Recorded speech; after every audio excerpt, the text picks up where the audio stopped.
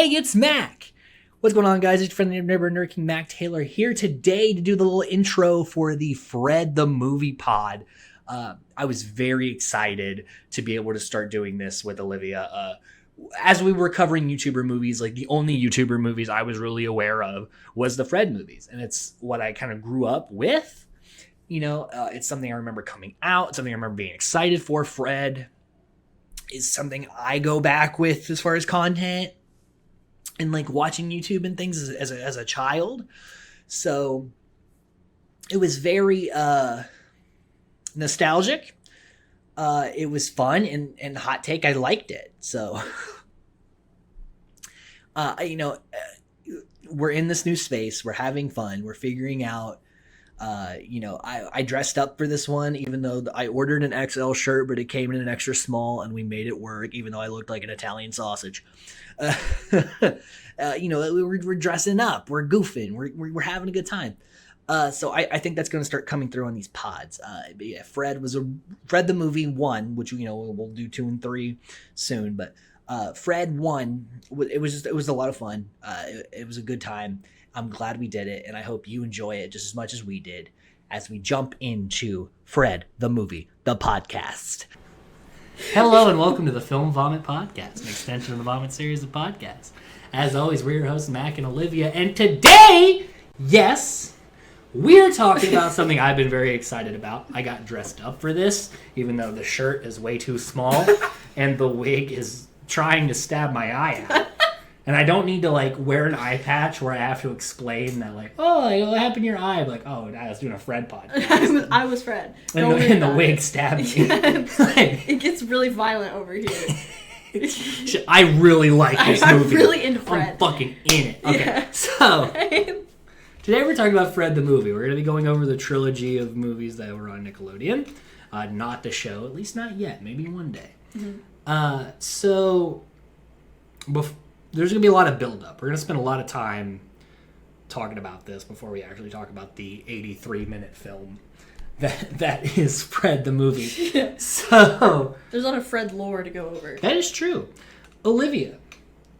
Yeah. What is it? You still can't get past the wig, can you? Nope. Can't. It looks like horse hair. I mean, it probably is. That's okay. I'm gonna move past that. What? What is your relationship to the Fred content? My relationship to Fred is very serious. I saw Fred on Nickelodeon. I was a Nick kid, not a Disney kid. Don't get it twisted. I was a Cartoon Network kid, to be fair. That makes sense. You're like, I see it. I see the Cartoon Network in you. But I remember watching the previews for the movie on Nickelodeon. I remember being like, I'm going to watch that when it comes out so hard. Mark the calendar. Yeah, marking the calendars. I'm going to watch Fred when it comes out. I did. I also had the DVD, and it looked just like this, so this is bringing back memories. But I was aware of Fred on the internet as well, because I would say 2014-ish is when I discovered what Fred was. Yeah, because let me look at the 2010. Yeah, so I became aware of Fred. So after you the were 6. Yeah, and I was 13. Yeah. Yes. So I was almost too old for this movie. I would say most people in my class were too old for this movie, but there was still a shred of me that was hanging on here. I think I was a little too young for it. I think we both missed the target audience. Yeah, for sure. I think the target demographic was 9 to 12. Yeah. And we just fell out of it. Yeah. But I also knew of Fred because of Shane Dawson. So, because I know Lucas did videos with Shane Dawson. It all leads back to Shane Dawson. It all does. And that's very upsetting. For me, especially. Imagine how I feel. Yeah, for sure. As a former, but in recovery, Shane Dawson fan, I'm glad that Lucas came out of it. Yes. There's something good that came from my discovery Sure. of Shane Dawson. Sure. Which was Lucas Cruikshank. But there was a lot of, There's a lot of good that can come from a Shane Dawson fandom spurt. Drew Monson. Let me tell you something. I got his signed CD. Really? Yeah. Like the new one? Yeah. Oh. Uh-huh. That's cool. Yeah. Has nothing to do with Fred, but I just wanted to throw it out there. No, that's good. It's good stuff. Yeah, so I was aware of Fred after Fred was Fred. So I go back a little deeper. Okay. And like we've talked about this, but the listeners of the pod, I don't think know how deep my Fred fandom goes, which is kind of odd to say out loud. Okay. So the first YouTube video I ever watched, was Fred Mayday, but this was on like AOL, like dial-up internet. So like it would take like hours to load like a 4 minute, so you'd have to like keep rewinding it. So it could buffer more. Yeah, so it could like a centimeter forward. Yeah. So like I watched the first like 30 seconds of Fred Mayday like all day. Until I think my mom might have had a brain aneurysm. Because you can imagine like hearing Fred videos but not having any context is alarming. Yeah. Hearing the first 30 seconds of a Fred video over hey, and it's over. Fred! Yeah. Hey, it's Fred! Hey! And I did not have headphones in. Like this was like full blast on The whole Dell house speakers. is gonna hear it. Yeah.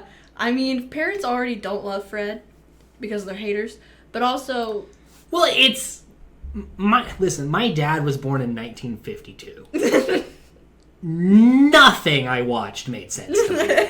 But this definitely made no sense to me. This was the most of no Anime sense. made more sense to my dad, and he couldn't pronounce any of it. So... He said, anime? What's anime? Well, he called Yu-Gi-Oh! Yu-Gi-Oh! Pokemon was Pokemon, Alright. which is hilarious because that's... it's a person now. Yeah. He was ahead of his time. Goku, he was like Goku. Like it's like, are you doing this on purpose? Like, are you really? That was it's his 4 bit. letters, and he's like Yiku. I don't know, man. This ain't American. That was my father. Okay. So I can imagine for a guy who went through Vietnam at 17, hearing Fred, and like I'm a 13-year-old kid, 4 years away from his Vietnam age.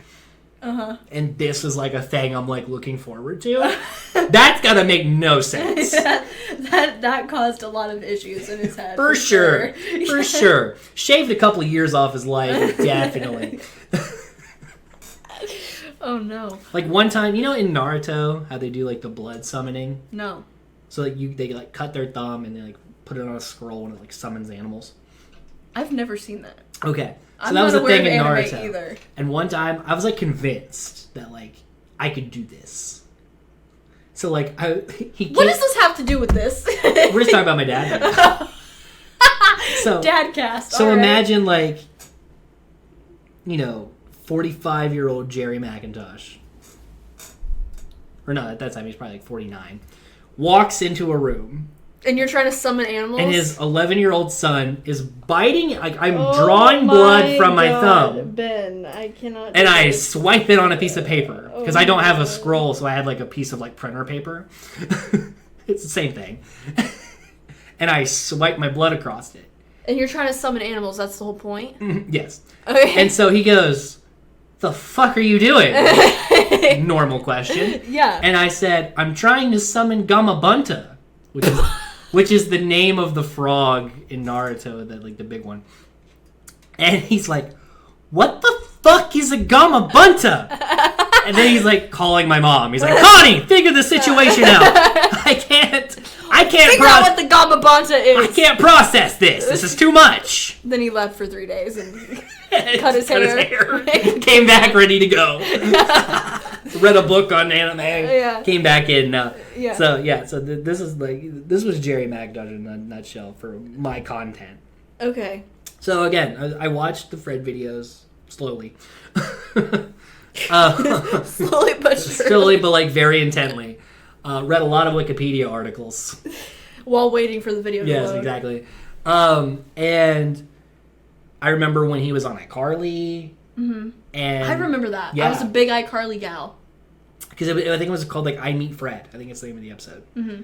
And I was like, he's on Nickelodeon now? Like, you could do that? You could go from the computer to the TV? Like, what is this? Because I had never seen that before. Like, something I watched on, like, YouTube being on television. Mm-hmm. Back then, the Kids' Choice Awards had no, like, YouTuber awards. Mm-hmm. It wasn't a thing. So I'm like, oh my god, he made it. He did it. This is proof This that is I can it. do This is peak. He had a 10-second iCarly cameo. That's fucking gold. And his own TV show on Nickelodeon as well. But that came later. But the one episode of iCarly was the start. Yeah. And like I said, I was like 13 when this movie came out. Mm-hmm. And I remembered the ads coming on, and I'm like, holy fuck. Like, they're making a Fred movie, and I don't have to watch it on dial-up internet? Like, I can just get through it in one go? Like, what is this? Fred uninterrupted for an hour. So I remember, like, the night it premiered, I invited my friend over from down the road. Oh, wow. This was serious. Oh, yeah. Yeah, my dad got us pizza. Didn't want to hear any of the content, but was like, here's food. Please don't call me. Yeah. I don't want to hear about it. I'm going to feed you and go to bed. And, because also John Cena was going to be in this. And, and that was advertised. Yeah. And so I was a big wrestling fan, still am, but like at the time I was like kid wrestling fan, which is like a much more like passionate. Intense. Yeah. So I was like, John Cena and Fred in the same thing? What is my brain? Without buffering. Yeah, right? Like 1080p? Uninterrupted John Cena and Fred. I was like, what is this? Yeah. Whereas when I became aware of Fred, I did not know about Internet Fred. So I just thought Fred Right. was like... You thought it was just a Nickelodeon thing. Yeah. And then you were like, oh, no, wait. Like, this is like his thing. Yeah, I did it reverse of you. Yeah. Mm-hmm. So, like, when the movie came out, like I said, we had this big, like, watch party. I was, like, deep into it. And I DVR'd it. Oh, you even recorded it so you could watch it again. And so then nice you had to do it twice, huh? And then it's like, you know how, like, when you, like, make jokes and then you, like, you show your friends, like, a little snippet on your phone? Mm-hmm. Well, since I didn't have, like, a phone, I'd have to pull up the movie on the DVR, like, fast forward to the part I was talking about. You have a list of timestamps of where to go for all the bits. And I was like, bloop, bloop, bloop, bloop, bloop, bloop. There it is, see? Comedy. That right there. It's funny. Write it down, all right? Take notes. Because it was all the John Cena bits. Like, me and my friend Brett would quote the couple of his lines in this movie. Mm-hmm. So, like, we'd be talking to, like, another friend about it, and they're like, I didn't watch the Fred movie. What is that? And I'm like, 1 second. Boop, boop, boop, boop, boop. Fear not. I have it recorded on Fear the not, DVR. it's DVR'd. We'll just skip right to these commercials and get right to the sweet, juicy comedy. You just wait. Yeah, so, like, and all 3 movies were DVR'd. Oh, wow. Yeah, no. And by the 3rd movie, I think I was in high school. So I don't know why I was still... You had to have been. Yeah. Yeah, because I was like, yeah. So it's weird that I was still like... But by the 3rd movie, I had kind of stopped caring as much. But this was like, I watched the Fred movie on my DVR like 12 times.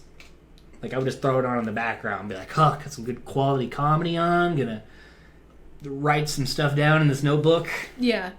Take notes. Well, now that I'm thinking about it, I was probably in more of the target audience when the movie came out.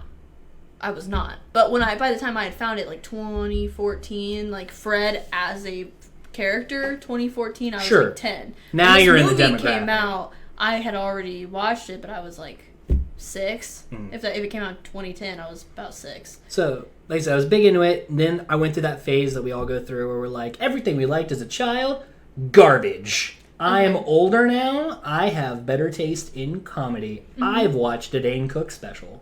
Oh. I watched a Dane Cook special. I know comedy. I have a degree in comedy now. I'm peak comedy. I've seen Louis C.K. pre-scandal. I know what is up. We had very different... Just to continue. I've watched Clerks. I know what comedy is.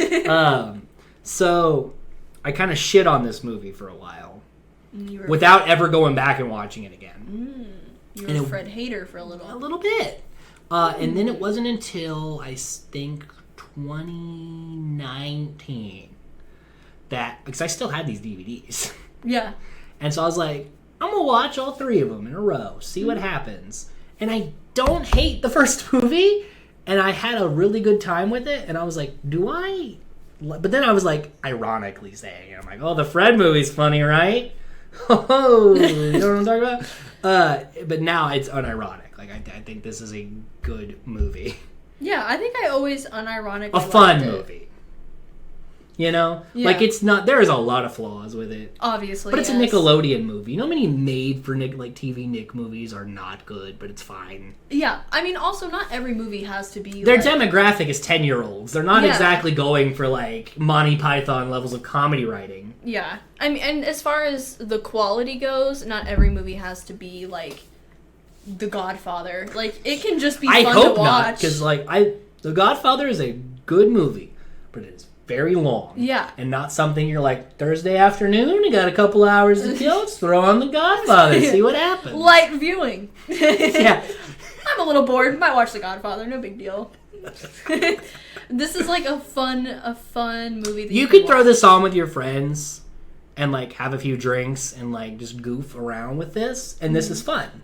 You can throw this movie on with your friends, have a few ginger ales, I said drinks. Drinks and can have mean a good anything. time. A few Kickstarts, a few Mountain Dew Kickstarts. Kickstarts, and unironically enjoy it. Yeah. Yeah.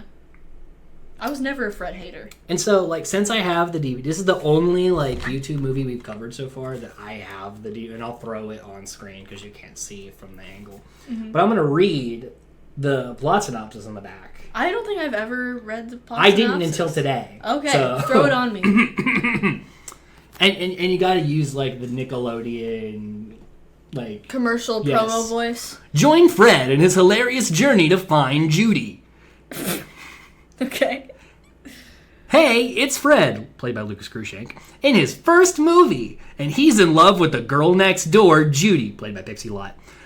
But his nemesis neighbor, Kevin, no credit given, thwarts all attempts Fred makes to see her, and when he finally succeeds in making it over to Judy's house, she's moved.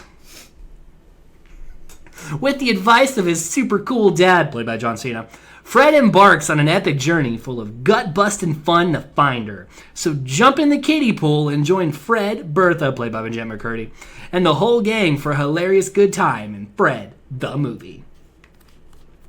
That's not a bad synopsis. It's not horrible. No. It does kind of encapsulate what it's supposed to be. Yeah, no, that is actually a very good But why description. did you Jake Weary dirty like that? They really did, though, because he's not a bad actor. He was in It Follows. He's done a lot of different- Zombievers. Okay. Very different places we went. He was in that but- show Animal Kingdom. Okay. He's been in things that I've... He's been in quite a few things. Yeah, none of those Compared I to recommend. this cast, Yeah. he's done a lot.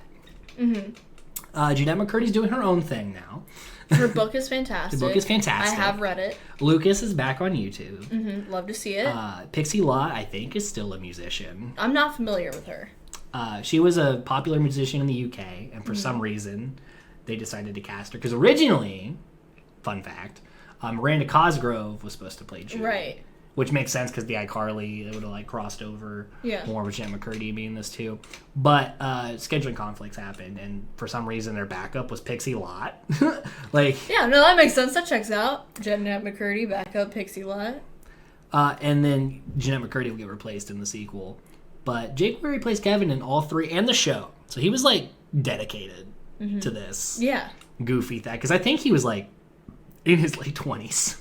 Yeah, I feel like... He looks like an adult. Yeah, no, he looks like But he's Johnson's brother. but he plays the character well enough to where Yeah. you don't like you're not out of it. Yeah, you're not thinking about, like, this is an adult, this is Yeah. an adult, this is an adult. You're like, oh, it's Kevin Yeah. goofing and gaffing. Yeah, of course. So I appreciated that. But yeah, that's the plot synopsis in the back. That's actually not a bad It's not plot bad. synopsis, considering all that happens in this movie. They don't give anything away, spoiler like. Yeah. They set up like some synopses don't even talk about the movie really. They're just like Mark Wahlberg, he's been in this and this and this, is in this movie too. Boo Boo Baby. Watch it. Yeah, you know what I mean? So like, I appreciate they broke it down a little bit. Yeah, it's fine. It's fine. It's fine. Everything is fine. But yeah, so we'll go now. We'll start breaking down the movie. Now that we've talked a little bit about the Fred stuff. Okay. And I to my knowledge, I think this is the first like YouTuber thing that like made its way to television. The first?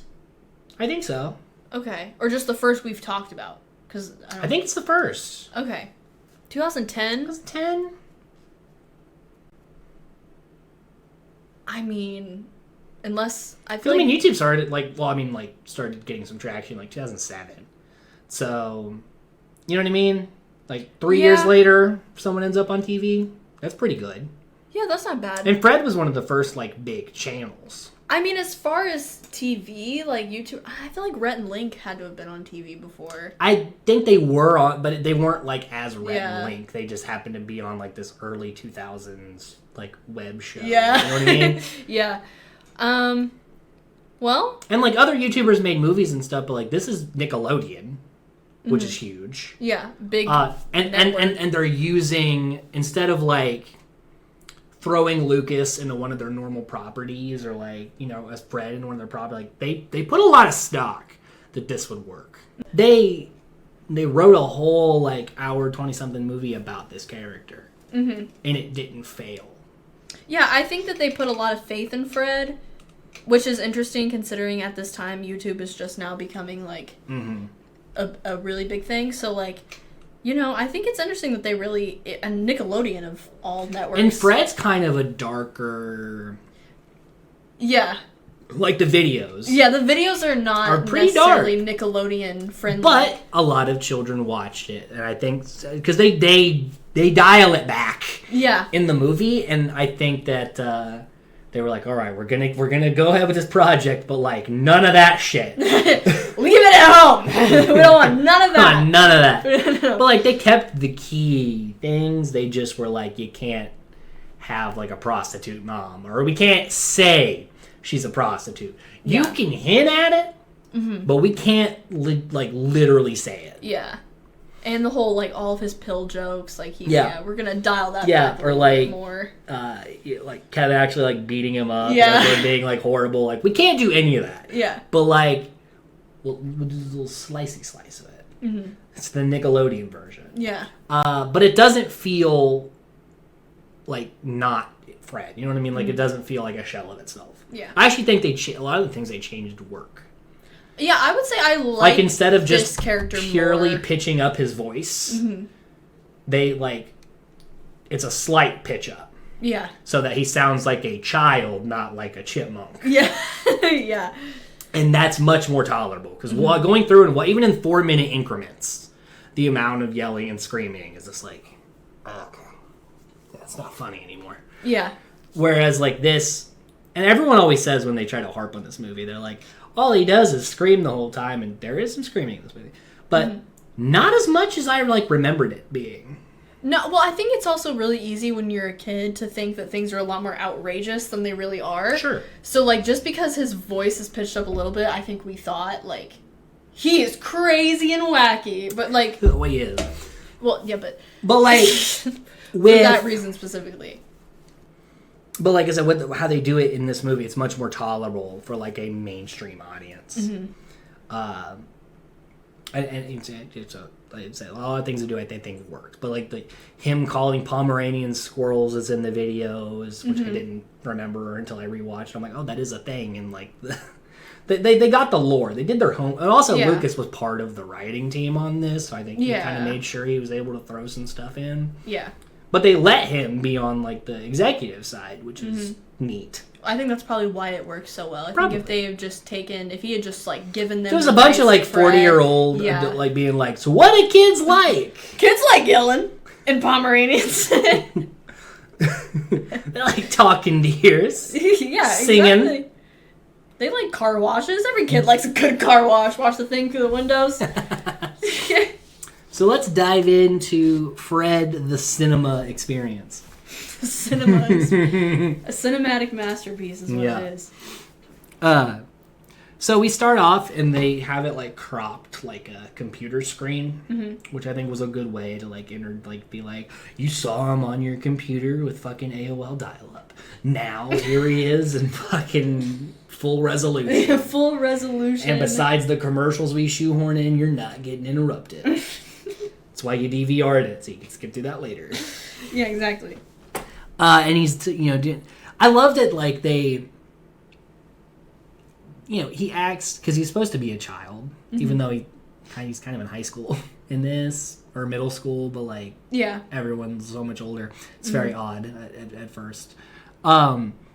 He does a lot of like kid tendencies, like how he like is talking about like Friday, and he's like, oh, I love Friday, but like, what if they changed it around so that the weekend was the weekday and the weekday was the weekend, so we'd have like 5 like whole weekend days, but like 2 only days of school? What if they did that? To be crazy. Children do that. Yeah. Where they just like go with an idea. Yeah. Like, what if it was this, and then, but they did that, and that would really happen, because then that would be that, and this would be that, and that wouldn't that be wild? I mean, that's how I talk now.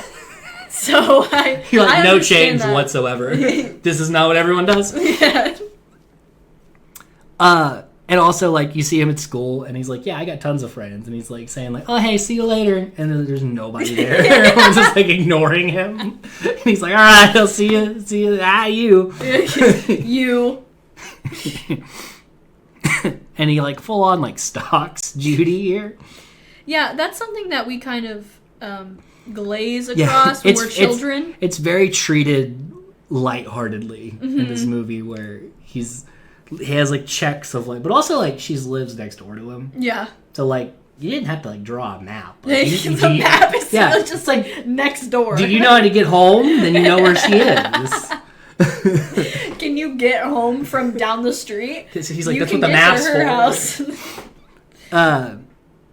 And like it just reminds me of Toy Story when they're like in the cones, like walking across traffic is very much what he's doing. Like, yeah.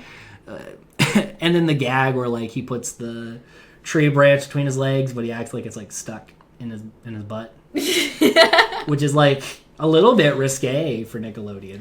They made a lot of sacrifices. They did. They really did. They stepped out of their comfort zone. They tried to let Lucas do his thing, and I respect that. A lot of studios probably wouldn't have. Yeah. And then so like, we meet some of the characters. We meet Kevin, who's supposed to be like this frat bro. He's wearing a tap-out shirt, and his hat's constantly rotating every scene. Yeah, he's just flying away. Well, you see in every single like cut, his hat's in a different position. Yeah, he's got that Fred Durst hat. Yeah, for sure. Kind of vibe. And he's got like one jean leg is like rolled up. And he under his tap-out shirt is like a long sleeve shirt. This was like 2010, like spot on. Yeah. Like there were like thousands of teen boys that looked like this. Every single one. Like Tap Out was making the money back then. They were. Is that not John Cena's like brand? No, it's UFC. You know wrestling, I don't. It's not wrestling. It's MMA fight. Whatever. It's the. Just keep reading. No one cares. I don't watch Looney Tunes. Like, he just kept going with different things. I don't watch wrestling. Oh, but yeah, so he's rambling about like how much he like Judy's his girlfriend, even though she's never like I don't think she's ever even spoken to him. Mm-hmm. Literally never even glanced his way. Right. Like she talk, and I love when he's talking about like because his whole thing he wants to do with Judy is he wants to sing with her, which. I don't know if that was in the original script or it's like because they cast Pixie Lott. Yeah. Her manager is like, she has to sing in the movie. Like, she's a singer, she's gonna sing. And they're like, well, we have this scene where like we have this Michael Bolton song, so like we'll just have them lip sync. And like Pixie Lott does not lip sync. She's a singer. She's gonna sing in the movie. Okay? Okay? Yeah. Pixie does not lip sync. Pixies don't lip sync. Everyone fucking knows that. And they're like, all right, she's singing. Guess we have to write an original song. I guess this whole movie's a musical. Right? But when he's like daydreaming about her, she's like singing his name. But it's like in a way how like when you're in middle school and there's that girl in choir, she's like, I can sing, and you're like, yeah. And then she goes like, ah, Like, that's what she's doing. Yeah. With the, because she's like holding the ear and doing like the Mariah Carey lip quiver. She's doing the runs and the riffs. And you know, it's not bad because she's a singer. Yeah. She is a singer. Do you know she could sing? But like, it's just funny that like it's like, oh, she's such a like great singer, and it's just his name. Yeah. No other lyrics, just Fred. Yeah. So then he's like making cheese fries. He's talking about like, oh my god, if I don't get enough blood in my head, what if my head fell off? And they do like a mannequin head. I remember that scaring me as a kid. Oh really? Yeah, because I was 6. Well, that's a very jarring thing to see as a 6-year-old. That's valid. You were 13. I was like, oh, fake. That's not real. That doesn't actually happen. This is just a movie. Why are you like a frat dude all of a sudden? I know the difference. This is just a movie. I know cinema. I've seen The Godfather and Monty Python. This is fake. This is a bit. Meanwhile, I have a James Cameron like 10x10 behind me. Meanwhile, I'm pissing my pants because I'm 6. I need like emotional help after seeing that. But yeah, it's funny. And then he makes his cheese fries, which is literally just like he puts like American cheese, just like slices over the. Which I've been there. I grew up poor. I don't think I've been a nacho like American cheese on the like old stale tortilla chips kind of Same concept. Yeah, same overall. Because this is like his mom's like takeout fries. Yeah. Which is even like more. Which is funny. like sandpaper with cheese on it. Yeah. with American cheese, the Kraft American cheese. Yeah. On it. But it's too hot because he takes right out and he's doing like the hotties, hotties, hotties. And he sprays himself with a hose. It's a good bit. It's good little bits, goofing and gowing.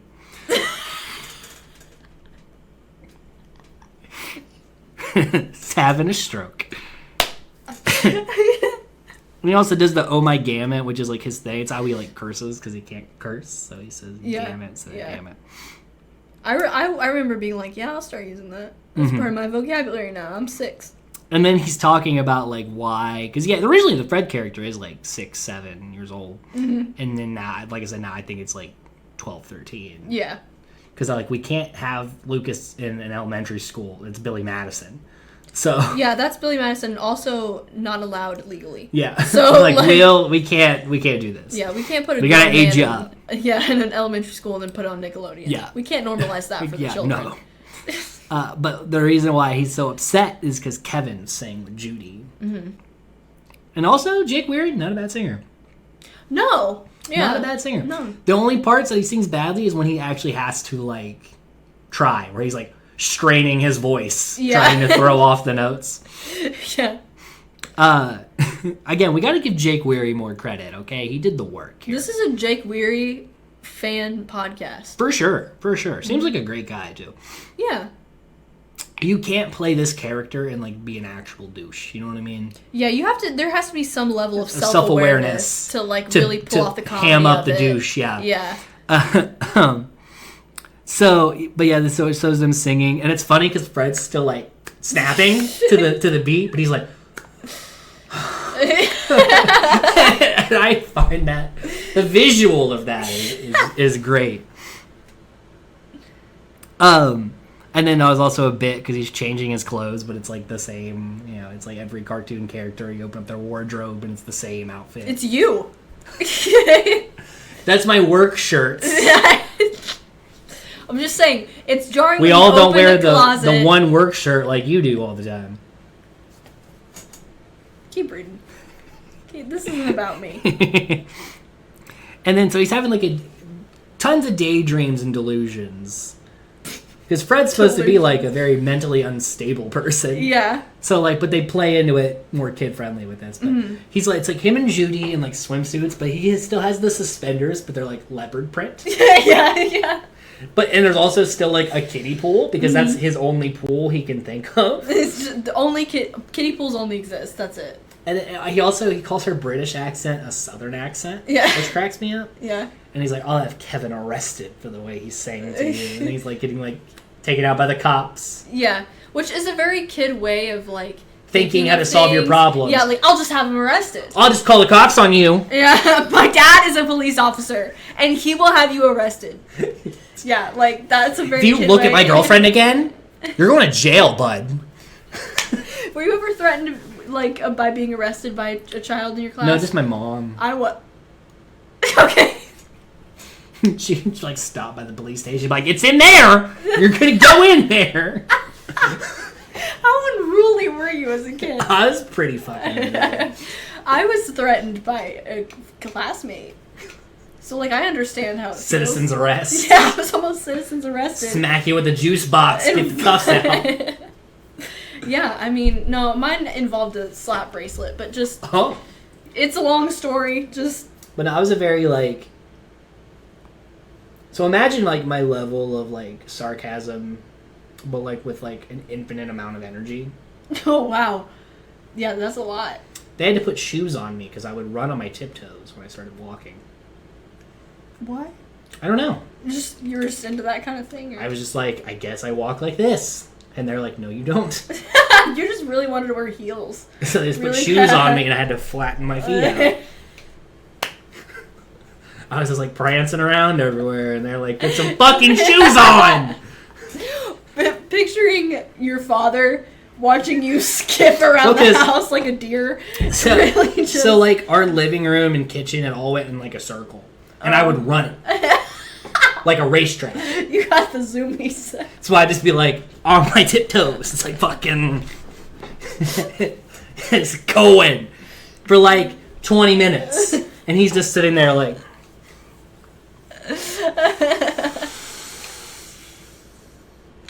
And then finally I'm on like a lap and he's like, "Beat it!" Stop. Freeze.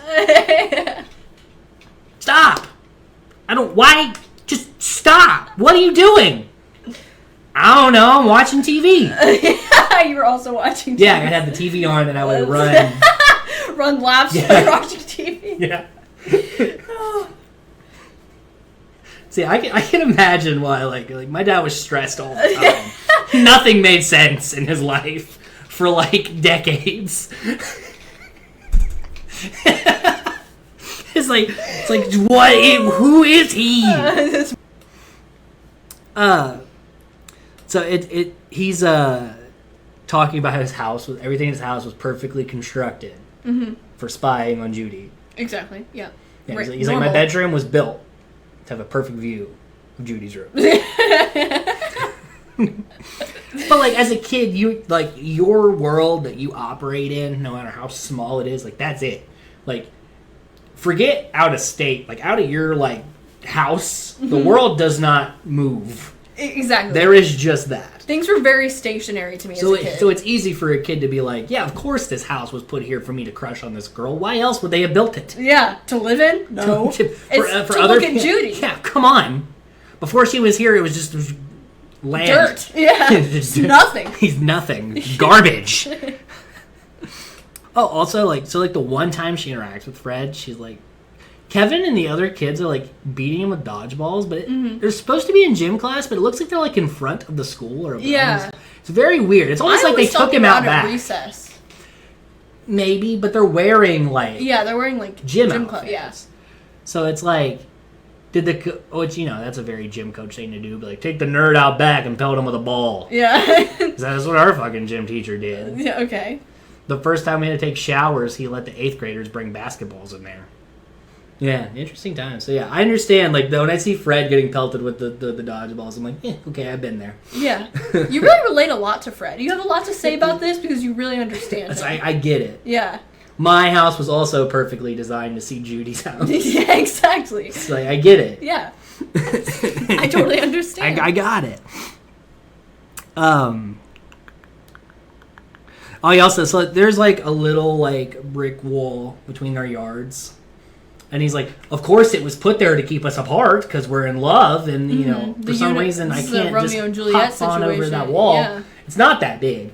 No, it's literally like a hip wall size. He could fall over it because Lucas is really tall. Yeah. So he could just like lean. You know, like lightly lean over and be in her property. And then so also where you meet Bertha. She's jumping on the trampoline. She's goofing. I love Bertha. She's very much like, I'm living my life, and whatever else happens, I don't care. Yeah. I feel like you relate more to Fred. And I you relate to more, yeah. Bertha. You were that vibe in high school and middle school. Yes. Yeah, for sure. I could see that. I could see like Don't start analyzing it. Just read your notes that you already have written down. you put it in the ethos. I'm just gonna comment. But Bertha's outfits in this movie are like an enigma, really. Like the costume design in this movie for Bertha, because everyone else pretty much wears like the same thing. Yeah. But like she gets like costume changes. Yeah, they went all out for Bertha. Yeah. But like As I they feel like should. Jeanette McCurdy deserves the carpet to be rolled out for, you know? Yeah. Because she's giving in this role. Like she's really really doing the business. Yeah. And it's because he has like a kiddie pool. Because he was gonna, first his idea was like pool party, and she's like, "You just have a kiddie pool," and he's like, "God, of course you wouldn't want to come over with a kiddie pool. That's embarrassing." Yeah. But I like that he goes to like kick it in frustration, but his foot gets caught. Yeah. Yes. That's okay. very much like a relatable thing. Yeah. I could see that happening to you. Yeah, because also when he comes in, he has like the blinds I have in this apartment where like he gets caught in one and he's like trying to like throw it. I've been there so many times with those kind of blinds where you're trying to fight it off and more seem to like suction to you. Like I was like, oh, I get that, dude. I get that. Very relatable. Very. Maybe I was Fred. No, that's what I'm saying. Like, you for sure were. So then we meet John Cena for the first time. So John Cena plays like Fred's imagination of his father because his dad's not in his life, so he just imagines that his dad's like the coolest person in the world. Mm-hmm. But I love that they could have had John Cena like dressed as like his dad, but they just had like John Cena went straight from the arena from SmackDown. Yeah. He's wearing his ring gear, shirtless, just doing his thing. Yeah, well, because But still acting like his dad. But just as John Cena. One, that's very funny for me to see. But two, it works in an odd way. Mm-hmm. I mean, well, because I feel like that's how a kid would imagine. If you wanted a pro wrestler To be your dad. they would always be in their costume. they would always be They would never just John be like Cena. in like Levi's. Yeah, they wouldn't always just be in a shirt with the one pocket with the cigarettes in the pocket. Yeah, exactly. They would be my father. Yeah, they would be... They would understand who anime. They are, yeah. Yeah. Yeah, because they're cool. They would understand anime. They would bite into my thumb. Yeah, exactly. Exactly. Because also, like, he serves to, like, fuel Fred's delusions. Mm-hmm. Because he would imagine his dad would be super cool and supportive. Yeah. Which is a very underlyingly, like, really depressing thing. Yes. But it's funny on the It's funny because it's surface as a Nickelodeon kid. and we're not going to dive into mental illness. Yeah. But, like, there is some stuff there. Yeah. And John Cena's doing his bit, the My Time Is Now thing. It's very much what he does as his wrestling character. Mm-hmm. But, like, it's the motivation you need when he's, like, bashes the vase over his head and he's like, "You're not a good singer. You're a great singer. Your voice fills the air with melodious love." Yeah. And it's like, fuck yeah, John Cena. Like that's what I need. Yeah, I just need John Cena always hyping me up throughout the day. And if he has to beat me up a little bit, that's fine. Yeah, because he's John Cena. He's getting the point across. And then he also does like a little dad thing where he's like, "Oop, a little smuts in your face." Yeah. It's very fun. It's very fun. And so then we get like Fred imagining him and Judy singing, and like I said, it's a Michael Bolton song. Like Fred's dressed as Michael Bolton, lip syncing, but they're like Pixie Lott is not lip syncing. Pixie Lott. So she's singing over this track. Yeah. This is the remix. It's on her new album. Okay? Pixie Lott is a star. Star. This is Judy's movie. She is the only person in the movie. Yeah. The only one that matters. So she sings every scene. Exactly. She sings every line. It's a musical. Exactly. It's Fred the musical, not Fred the movie. It's Les Mis Fred edition. Okay? Les Mis. Yeah, exactly. And we love her Pixie's a for star. it. Yeah. The only star in the sky. The only star. Jake Weary, who? Pixie Lott is gonna sing. Jeanette McCurdy, who's a very good singer in real life. Out of here. Pixie Lott, she's the only person that matters. Her name is Pixie. And her last name is Lott, with 2 T's. 2 T's. She was one born T, to be a star. 1 T is not enough. No. She's an overachiever. I don't know why this is like the... This is the executives trying to get the attention of Nickelodeon. Hey, focus here. Hey, eyes up here, mister. Yeah, exactly. Give me your eyes. She's a star. I'm her stepfather. Her stepfather is her agent. Yeah. Mr. Lot. So he also has a thing about like smelling like green apples. Mm-hmm. Like that's like the theme is like he really loves the scent of green apples, and I agree.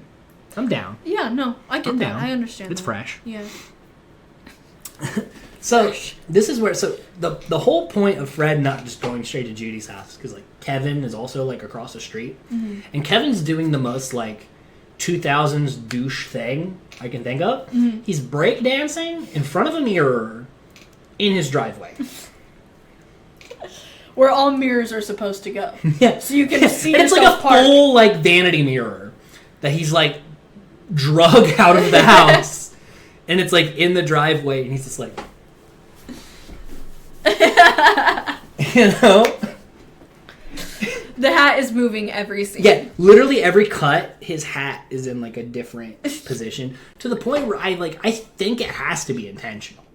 Yeah, because you have to imagine that type of character is always He's messing always with taking it off and putting it back on. And It's never in the same spot. Yeah. Yeah. So it's funny, but also like you said, it feels very natural to that character. But yeah, he's just like doing his thing to this weird like royalty-free hip-hop song. Yeah. It's like bum, bum, bum, bum, bum, bum, bum, bum, bum, bum, bum, bum, bum, do that thing.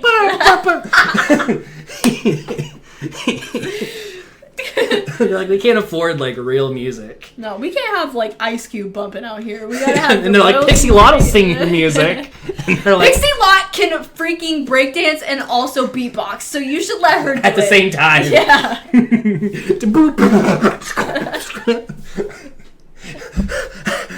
Deep breath, Pixie, you're a star. You are a sensation. You're doing amazing, sweetie. Tell her she's good. Like shoves the camera operator.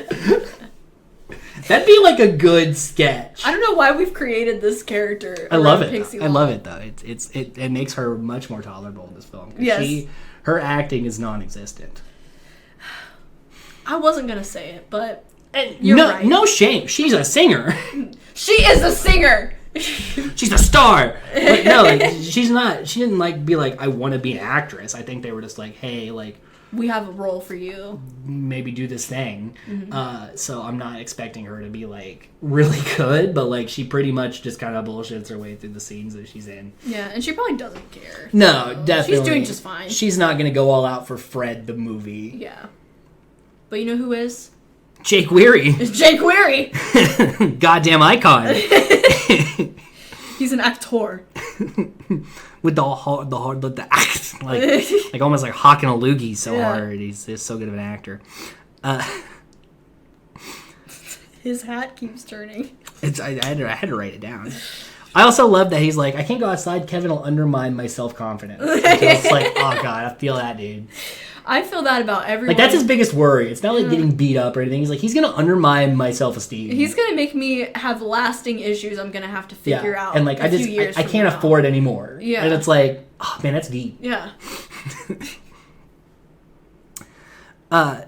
And so like Kevin like spots him because he's like, I'll just go out there, but he's like walking with the music, so it's like brr, brr, brr, brr, and he's like trying to like act natural, but it looks like worse.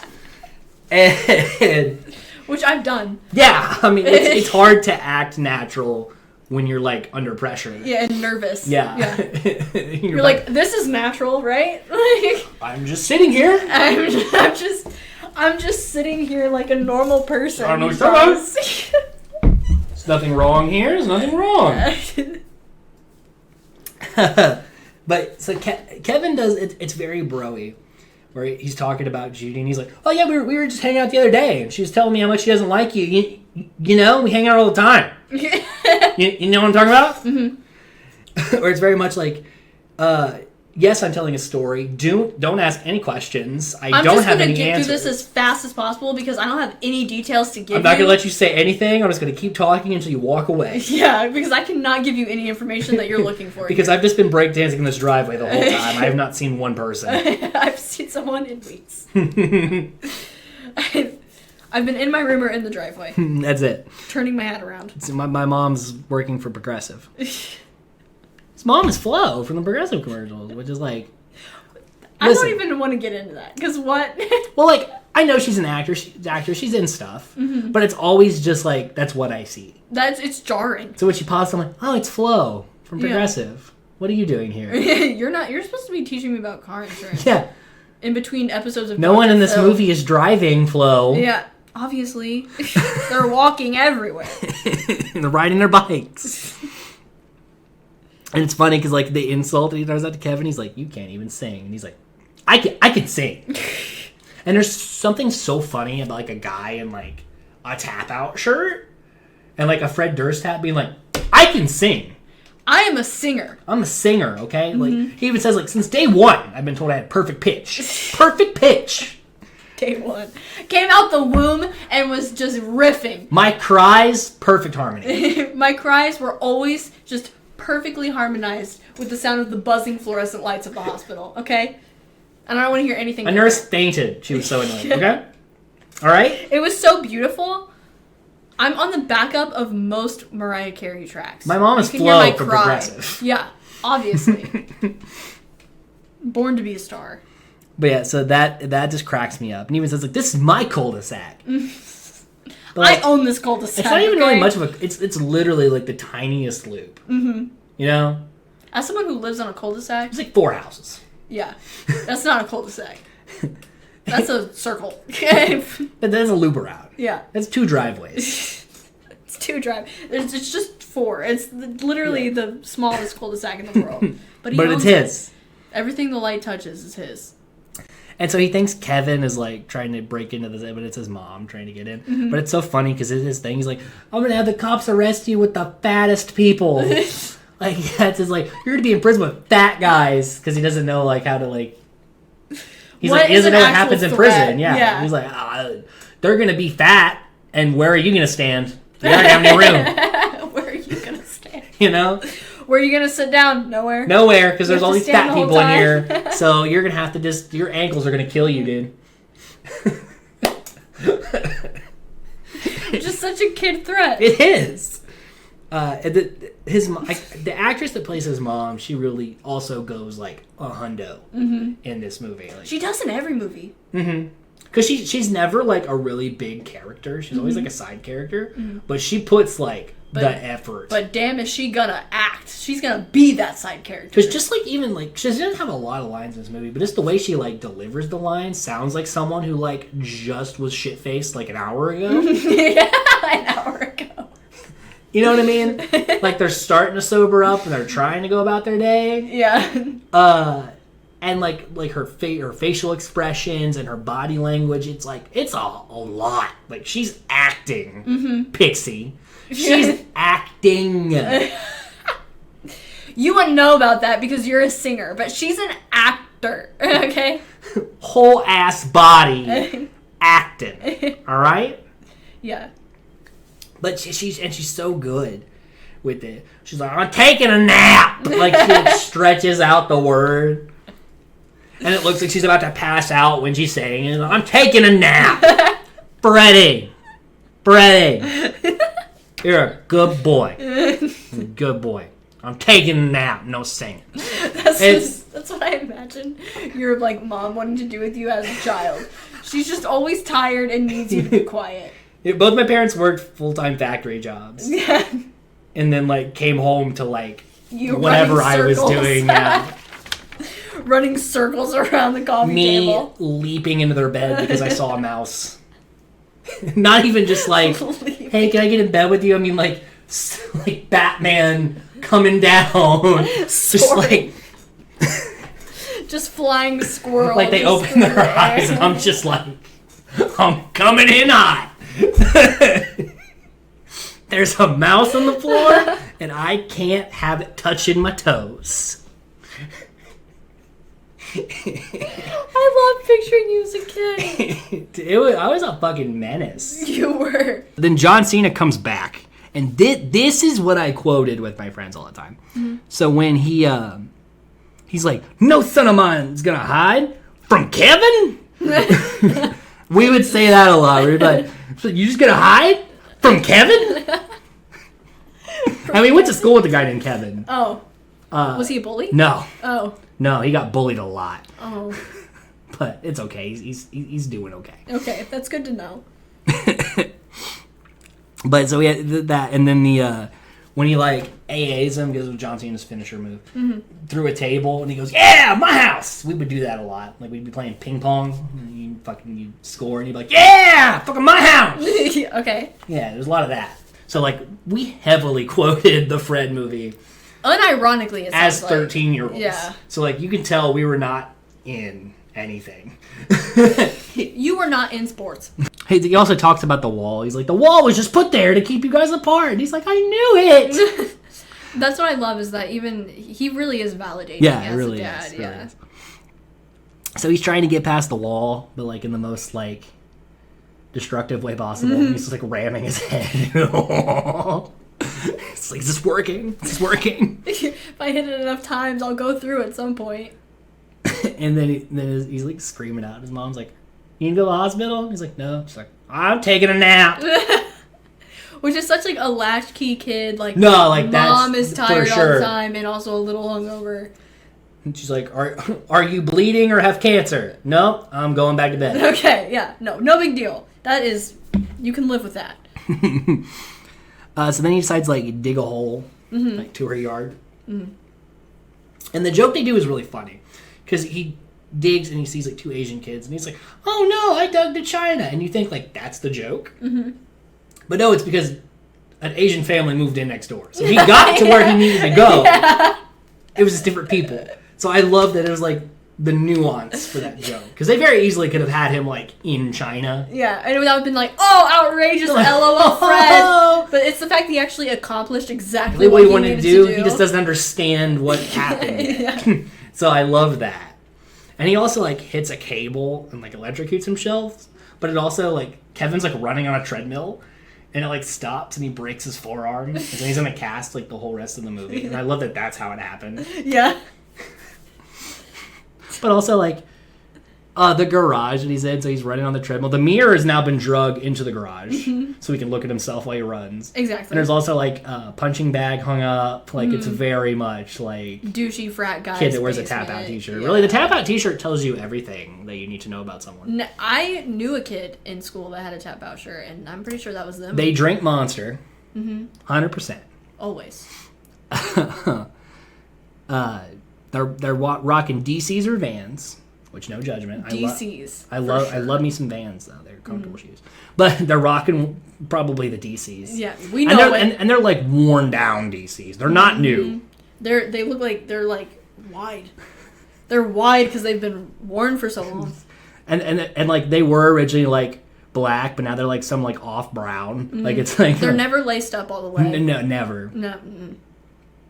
Can't lace up a DC shoe. That's disrespectful. It's not the way of God. Way of God. That's not what God intended. Oh, God. That's so funny. So he takes a green apple bath. And then so he has another daydream where every kid orders something from a magazine, and then it's like the invisibility cloak. And when he sees it, when we see his like imagination of it, it's like gold. I love that they made it different.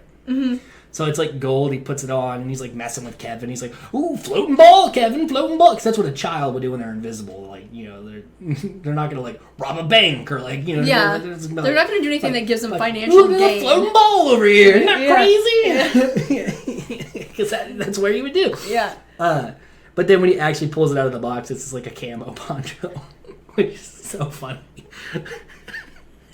I love that because that is definitely how I would have thought as a kid. Being like, visibility, like you can't see me, and then like you put it on his sword. And you like turn around in the mirror and you're like, damn it. Yeah, but you really hope for it. Yeah, you're like, maybe. You're like, if there's a God, please let this work. And then you're like, well, I guess I'm an atheist now. Yeah. This is my origin story. I'm 7 and I'm atheist because the invisibility cloak didn't work. It sounds like an AA meeting. I am 7 and I'm an atheist. Hi, my name's Olivia. I'm 7. I'm an atheist. Hi, Olivia. That's how it happened for you. Yeah, invisibility cloak. That's how they get you. Or that stupid, what was it? Was it a ball? Yeah, the glass ball. Yes! Yeah. I got one of those! The Fushigi magic ball. Bro! Because on the commercial, they're like, yes! And then you fucking drop it on the ground. Dude, I got one! I got one. I was too poor. I couldn't have one. I begged for like a solid couple of years. I spent so much social capital to get this stupid glass ball. And then it did nothing. I used it once. Do you know? That's where my trust issues began. Every It all single leads back to relationship the with a person that Fushigi I have magic ball. is never going to work. Because my trust was broken all the way back then, and I've never been able to repair it. And there you go. It's like if you ever break up with someone, you're just like, hey, blame Fushigi. Blame that dumb magic ball, okay? On the commercial, they were floating and rolling, and then I just took it out of the box and was like, this is heavy. That was a core memory. Yeah, right? no, because I remember a kid on the bus had one, and then I was like, ooh, let me try, and I dropped it on the floor, and it rolled all the way to the front. That would happen. Because, I'm not known for my coordination. Yeah. They should never given you a ball. They should have known better. It's made of glass. Exactly. What's going to Yeah, happen? the kid running around on his tiptoes screaming. He needs a glass ball in his possession. The kid that got the same 10 pencils from his bus driver for 4 years. Yeah, give him a glass ball. He'll know what to do with it. Touchdown! Oh, so also in the background of his room, there's a painting of a kid killing a snake with a shovel. What? Yeah, Really? in the back corner, especially in this poncho scene, it's like a painting of a kid taking a shovel and cutting a snake's head off, and there's blood spattering. I never noticed that. Yeah, look for the background of that. Okay. It's dark. There's dark things happening in Fred's life that we don't... I feel like Lucas was like, hey, can we just put this in the very edge of the background? No one's gonna notice it. And you did. It took me Years. 13 years. But you did it. But I fucking did it. You found it. What now, Nickelodeon? What other codes is there to uncrack? It'd be interesting to watch the Fred movie for the background. To be like, ah. That we need to do that. Just watch the background, because I bet there's some weird things happening back there. I mean, I noticed that, so yeah. who knows? Because what I was doing is I was it cut to a wide of his room, and I was like, we should talk about his room in the podcast, and that's the first thing I saw, and I'm like, definitely writing that down. Yeah, that's sick, but. So then Fred decides to go in drag to fool Kevin. And it's funny because going through his mom's clothes, he's like, "Oh, I wish I could pull that off." Yeah, it's very fun how he looks at that. But he finds out Judy moved. Judy moved on a Friday. Who moves on a Friday? That's just sad. It's like, hey, welcome home from school. Get your fucking shit and get it in the car. We're moving. This was actually your last Friday. Hope you said bye to all your friends. But how he sees it, he's like, Asian people stole my girlfriend. And he calls 411. And he's like, help, my girlfriend's been kidnapped. Asian people. Isn't that what you call when you are trying to dig and you need to make sure you're not going to hit a power line? It's what you call for information. Okay. Back in the day when you connect me to this or whatever, that's you get information on businesses and things 411. Okay. That's why they're like, sir, you need to call 911. And he's like, I need help right now. Okay. I always thought there was a deeper joke there because he dug. And I thought it was an electrical line thing? Yeah. I mean, it's also what you would call for that, so you're not too far off. Okay. Thank you for making me feel better, even though I was completely wrong. You're welcome. But then later he calls 911 and he's like, yeah, I'm looking for a bus route that takes... He's like, sir, you need to call 411. Yeah. Because he's singing that one song. There's there's one clip they use a bunch of him going somebody call 911. Yeah. And he's like, what's the number for it? And it cuts to him being like 911. He's like, oh yeah. Because again, as a kid, you're gonna draw on your memories. Of things.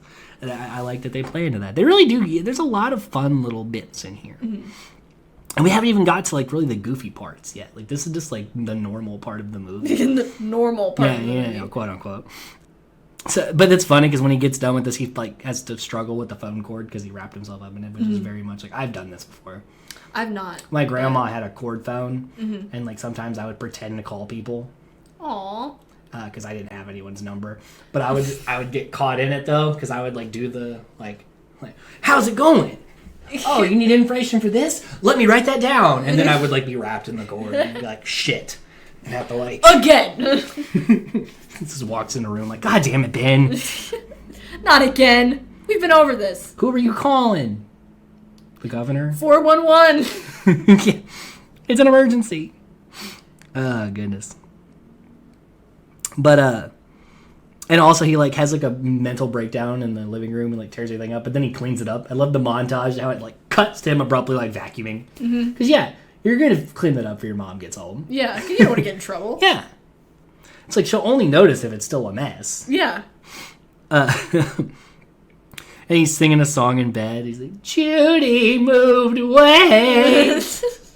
Not related to that. I remember when Cassandra moved away when I was in second grade. And I sat under that tree for 6 months waiting for her to come to our lunch spot. Because no one told me she moved until 6 months later. You really were Fred. You really were. It was my first girlfriend. You're so Fred. Oh no. And she was that girl that like told me she liked me by beating me up. Oh, okay. She was the girl that wore like overalls to school. Oh, was she a horse girl or was she like just? She lived in town. She was nowhere near a farm. Oh, okay. But like she walked up and like shoved me on the ground. Like, we're dating. I'm like, okay. Okay. And then we held hands at lunch, and then we'd sit under this big tree at recess, and we'd talk about stuff. And I made her a mix CD, and then one day she just wasn't there, and I'm like, oh, she must be sick or something. And I waited for 6 months, and then finally her cousin walked up to me, and she's like, you know she moved, right? And I was like, oh. So then I had like a sad song mix that I would listen to every day and think about her for like a couple of months. And I was like, she moved and she didn't even leave me a number. And then like in the song, they'd be like, man, it really hurts when your girl takes a dig at you. I'm like, Nelly, you know it. I don't even know what to do with that. I like you're becoming Fred more and more. I can't believe this. I actually am Lucas Christian. You really are. For 6 months you didn't know. And every day after lunch, I would go sit under that tree. And you waited for her. That's so cute. And then she moved back, and then she never talked to me again. Oh, that's worse. It was like years later, though. Oh, okay. But I was like, wanted to go talk to her. Like, hey, remember when we were like kids and we dated? That was funny. And she's like, I don't know you. And I'm like, oh yeah, that's valid. I just spent like a year of my life crying over Nelly songs for you, but that's fine. I can forget about that. I'd be like laying in my parents' bed alone. Because like they would be working or like smoking in front of the television. Yeah. And I'd like have my headphones on and I'm like snotting all over the place. Drooling. I don't know how to process my emotions yet. Yikes. Yeah, no, it was real. It was real. Oh yeah. So he sings a song. That's how we got there. And his mom's like, Frank, go to sleep. Yeah. Yeah. She's over it. And he's like, my heart is broken and my mom doesn't even care. That's a song I'd sing now. Damn it, Allison. I'm in pain, can't you tell? Can you tell my loud singing of Paramore's In the Morning song? Can't you tell, by the way, I keep dying and cutting my hair? This is a cry for help. I can't cut it any shorter. I need you to notice. Notice someone, I can't keep going. I'm frying my roots. Just like my soul.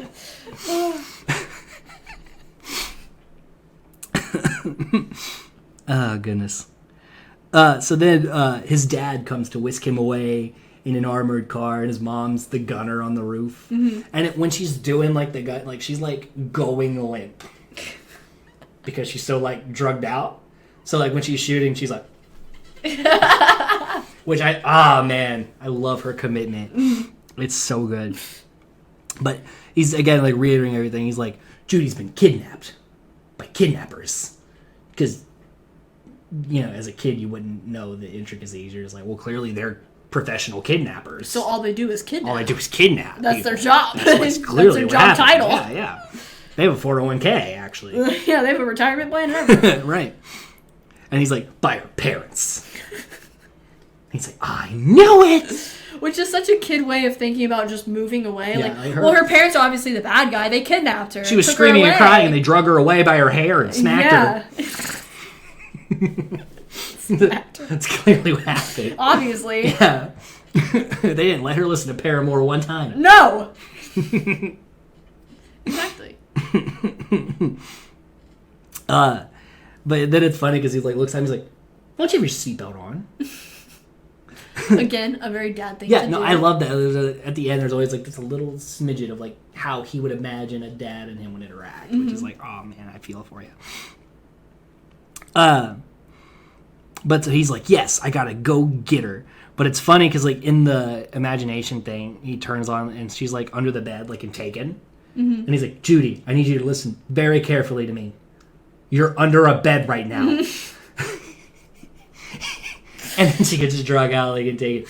I laughed so hard. Still. Just because it's so, just like, his delivery on it, it's so It's like... just so outrageous. Yeah. It's like, you listen very carefully to me right now. You're under a bed. He's like on the verge of tears. And that's what really sells the Yeah, whole it thing. really does. And then she's like, ah! Oh, it's good. So he like map quests her house because he has her address because his mom's forwarding the mail, which is a nice little way of how he figured it out. You know, It wasn't just like they're actually very good with like setting things up Like, and then yeah, following through exactly. with it. Yeah. yeah. And he does like what a kid would do. He packs like all these like food and supply because he's like, I've never left the house before. I don't know what I'm gonna need. Yeah. As someone who's never been loose in the world, what do you picture you need? He barely Food. walked outside to get by Kevin's house. Like he doesn't know what's down Yeah, the he road. needed a map to get to Judy's, which is next door.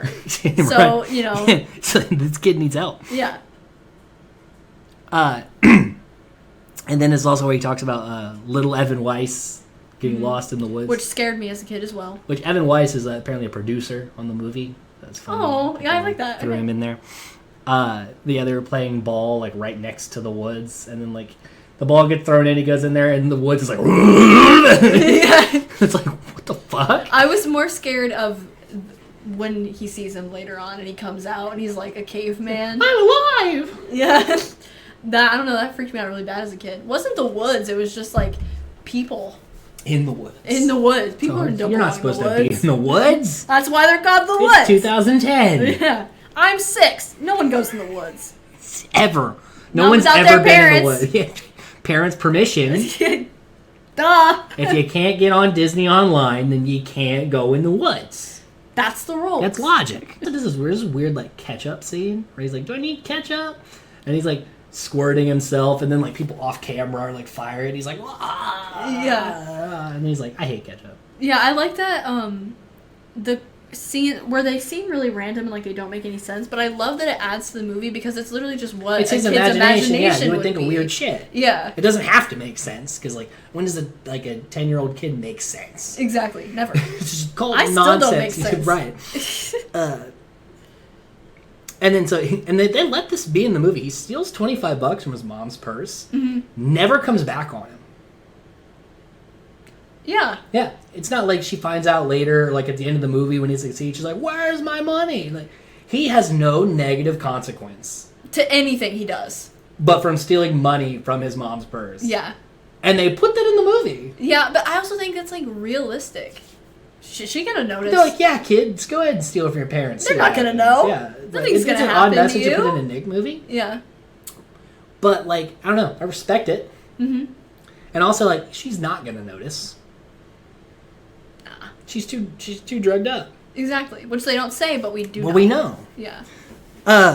So Fred goes ahead. He's on his adventure to go like across town, and Kevin's like riding his bike behind him, like a stereotypical bully. It's like, "Where are you going, Figglehorn? What are you doing?" I'm not talking to you, Kevin. Well, you're talking to me right now. I said, I'm not talking to you, Kevin. Yeah. Where are you going? Nowhere. Yeah, like that's such a kid conversation.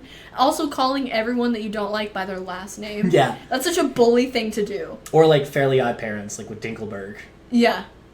It's like either it's your mortal enemy or you're a child. Yeah. Like, that's it. That's the only like reasonable way to do it. Yeah. Can't call someone by their first name. If you're bullying them, last name asserts dominance. Hey, Bigelhorn, where you going? It says, I'm not telling you. I don't have to tell you anything. I'm a free citizen. You getting on that bus? I'm not talking to you, Kevin. It's so such good. a kid conversation. And it's funny because Lucas is like, I think like 18 or 19. Mm-hmm. And then Jake, who's like in his 20s. So you have these two actual like adult men fighting. Like, I'm not talking to you right now. And it's very funny. It's a very like Step Brothers-esque kind of dynamic. But in like a Nickelodeon shell. Yeah. Which is like, I don't know. I dig it. But it gets on the wrong bus. Like, I got on the wrong bus because then Kevin's not going to know where I'm going. But I also don't know where I'm going. But we'll figure that out later. Yeah, Kevin's not going to know where I'm going if I don't also know where I'm going. And he gives the bus driver like a tip, which is going to come back later. Always tip your people. You never know. Yeah, they might spray Raid in your DoorDash bag. What? Twitter. Just keep going. Forget about it. This is also where you meet Durf, who's like Fred's like like they pitched his voice down for this, which I thought was fun. Because Durf is Fred's backwards, and his last name is Bigelhorn backwards, and I'm not even going to try to pronounce that. It's just, it's what it is. Yeah, it just is what it is. And he's being, he's being cool. He's trying to reel Fred in a bit, trying to ground him a little bit, which is, I guess, Fred's own, like, internal crisis of, like, trying to keep his sanity together, which is kind of sad when you look at it from an actual deep perspective, but it's fun in this movie. It's not that deep. Yeah. We don't have to think that much we don't into have it. to. And there is one P joke, which is much better than the Fred 3 movie. So, which is, he's like, oh, every time I think about her, I want to tinkle. And he's like, you want to pee? He's like, no, ew. And it's funny because the bus driver goes, end of the line. He's like, you're gonna kill us? He's like, no, it means you have to get off the bus. And then he meets Bertha at the pool, and she's like the only one there because the kid pooped in the pool, and she's just like waiting for them to clean it up. Which, like, I've been a lifeguard in this situation. It's pretty sucky. Yeah, I can imagine. Because it's like one lone turd in a big pool, and you have to kind of just like skim it for a while, chasing it around. Just like, this is my day today. I'm getting paid to do this. Yeah. A minuscule amount, but I'm getting paid $10 an hour for this. Oh. And chase this little poop around the pool. And then she uses like weird slang. Like it has like ong at the end of it, so she calls him a dongy fong, like saying, "Are you deaf?" It took me a minute to like really pick up on that because as a kid, I'm like, "Oh, she's just speaking nonsense." Yeah. Well, I mean, especially for you being like. Yeah. A literal child. I don't think I ever picked up on that. Probably like gibberish. Yeah. I don't know words. I'm 6. But she buries him in sand because that's, it's what you do. I always wanted to be buried in sand after I watched this. I'm too claustrophobic. I would freak. If I can't move my arms or legs, like, I'm going to explode. That's why you were freaking out when you put the shirt on so bad. Oh, yeah. I'm in constant pain right now. I can see it in your eyes. The pain is there. This is the most uncomfortable podcast I've ever had. Between the sweaty ears and the tight shirt, like I hate myself. I'll dress up next time and I'll make sure it's bad. So you can wear this shirt; it'll probably fit you. Okay, I'll be Fred. Especially now that I've stretched it out a bit, I think you'll have no issue. All right, right on. Thank you. So he has another like fantasy like nightmare where like Judy's like drowning. Yes. And the lifeguard goes to like step up, and Kevin's like, "Hey, I got this." Which is such like a kid way of thinking. Like, if that happened, he'd be like, no, I'm the lifeguard. Yeah, like I'm the savior. But no, he's like, hey, situation. Professional, I got this. But he takes the slide. Yeah. And he goes like, woo! And then he like comes up with her in his arms, and they're singing the song again. And it's also, but it's funny because in the vision, he still has the cast on. Mm-hmm. So because Fred just saw that. Yeah. So he's like, of course he would, when he thinks of Kevin, he's going to think of what he just saw. What current Kevin yeah, is. Exactly. Yeah. And it's also funny, we didn't talk about when he was like riding his bike behind him and taunting him. He's like, what happened to your arm, Kevin? I bet God pushed you down because he hates the way your voice sounds. Which is such a kid insult. But then he's like, well, 5 girls already signed it. He's like, why'd they all use the same pen? He's like, because girls like red. It's such a good bit. I forgot to talk about that earlier. But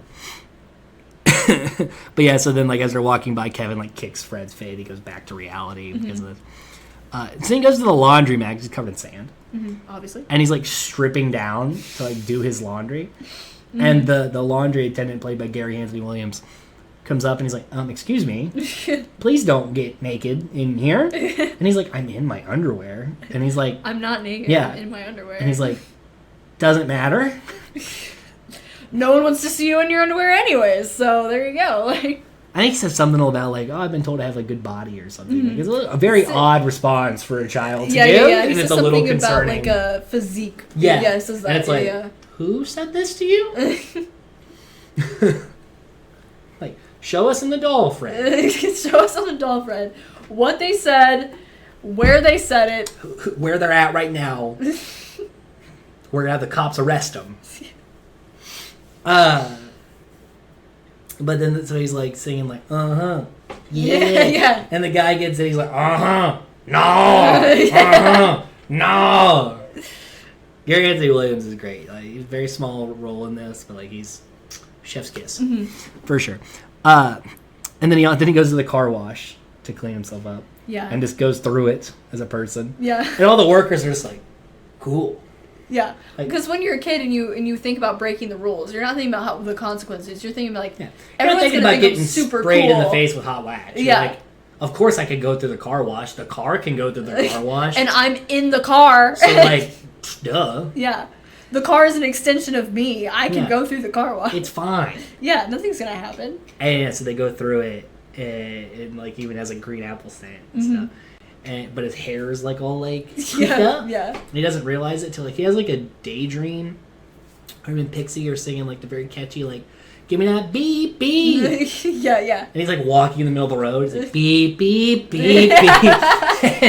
And like gets hit by a car. Yeah. And she's like, "Nice hairdo, you idiot." And he's like, "Huh?" And he sees the hair and he like does the cartoon like shake to get it back to normal. Yeah. So then he goes to a pet shop where one of the guys is played by Oscar from The Office. I've never seen the one who has the mace, not who gets maced. Oh, okay. Yeah, he played Oscar in The Office. Okay.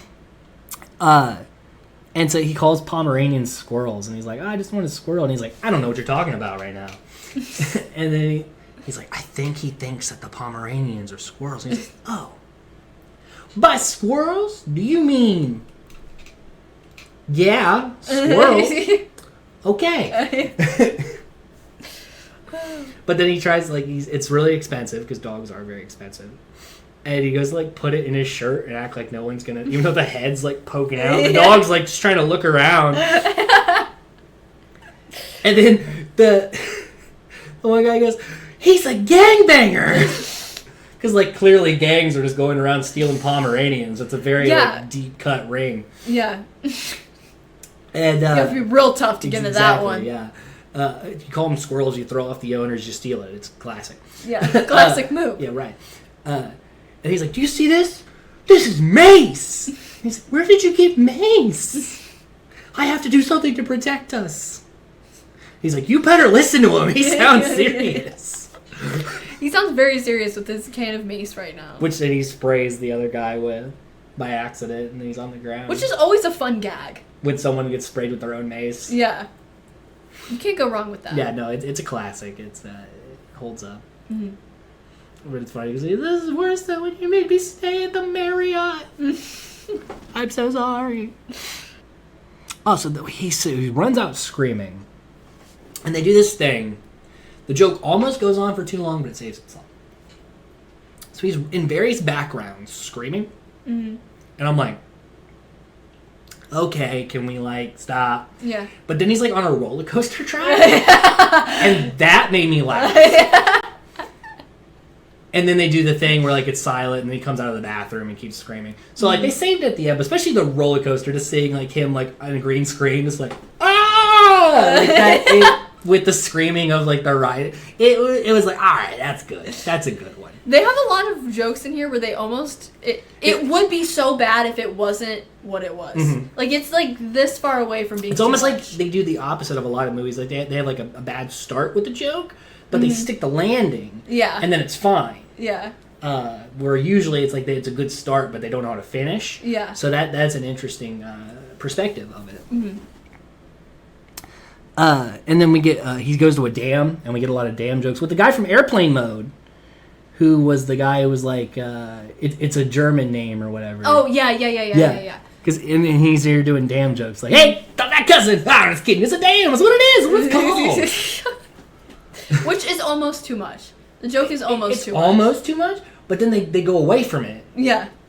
And they come back to it. Yeah. So it's like they almost overstayed their welcome, but they saved themselves because when they start talking about like, you're gonna be a wuss, or you're gonna man up, take the day, get in them woods. Yeah. And you're like, all right, that's funny. And then he's like, ain't no running in the dam. And you're like, the damn thing again. Yeah. Oh, they brought it back. They brought it back full circle. It's good that you guys didn't say two of them. One was enough. One was enough. You knew that. Yeah. You guys had me going. You writers. That's what you get paid silly to do. billies. You goofers. So he goes to the woods and he's like, I don't care for the singing deer thing. It feels very Shrek. Yeah. Like it's very donkey imitation. Where he's like, I'm a singing deer. You want to sing a song with me? That's fun. Yeah, I think that's my least favorite part of the movie. Yeah. That's one joke that just didn't land for me. And it goes on for a little too long. But then Evan Wise comes in. It turns out he's not dead. Yeah. And he's got like the long like leaves in the hair. And he's like, I got it. I got the ball. Yeah. And Fred runs away. And he's like, tell my parents I'm not dead. It's fun. I was like, okay, you guys, you brought me back in. I love how in most of the movie, though, they never explain what is not Fred's imagination and what is. So it's like, you never is know how, Evan Wise like still missing? And like, is he just dead and Fred's imagining him here? Yeah. Like, is this really dark shit? Like, was he kidnapped and murdered? Like, or is this all, really? Yeah, is this him? Yeah. It's fun. You can definitely watch it from two very fun perspectives. Right, and I think this is the most anyone's ever picked this movie apart. Yeah, no, for sure. Yeah. But it's there. It's fine. So yeah, we do that. So he has another hallucination where he gets a Pomeranian and goes to Judy's house. And he does this thing where he's like, hello. And she's like, who are you? And he's like... And she's like, Fred! Because it's very much, again, child imagination. He's like... Disguise. Mustache. The best disguise in the world. And then she's like, who's this stranger? And he goes... And clearly she would then know it was him because there's nothing covering his face. Yeah. It's very clear logic. Yeah. Obviously. It works every time. But then, so he actually goes to her house. Like, we cut to the actual thing. Well, for a minute, so Kevin has his mom keep, like, circling around. And he's, like, making jokes. Yeah. Which I love the fact that she agreed to do it. Well, he's like, hey, Taylor, do you want to ride? Nah, just kidding. Yeah, but that's what I love is, like, I don't know. I love in movies when it's a bully being a bully in front of their mom, but their mom doesn't say anything. Well, she's, like, annoyed by it. Yeah, she's but like, she's not, like... Like, I'll do the thing. Yeah. I'll like, let you she be a does dick. agree to do it. So she's actually having a party at her new house. And it's very much like a 13-year-old party. Like, they're just eating pizza, drinking sodas. Kevin's like, look at my injury. Yeah. And then Fred gets there, and then, of course, Kevin's like, what are you doing here? You didn't get invited because you're a fucking loser. Yeah, he says that. Word for word, that's exactly what the script says. I mean, if this wasn't a Nickelodeon movie. But then if this was not cool, that would be super light. He takes a pizza and it's kind of like... Because, again, it's like very, like, child movie bully. It'd be like, I smeared pizza on him. Did you see that, guy? That high-level bullying. Yeah, right. He is going to go jump off a bridge after I do that. He fucking got him. Yeah. Ooh, got him. But then he vomits on Judy. I did not like the scene as a kid. I've never been good with bodily fluids. Mm. So the scene really, like, freaked me out as a kid because I think I always imagined myself in that position. Like vomiting out of, like, fear? Yes. So we'll unpack that later, but you just keep going. You're like, therapy later. This right now. And it, like, Kevin makes it a video, and his, like, YouTube handle is Kev Smell My Fart, but Fred doesn't know it's Kevin.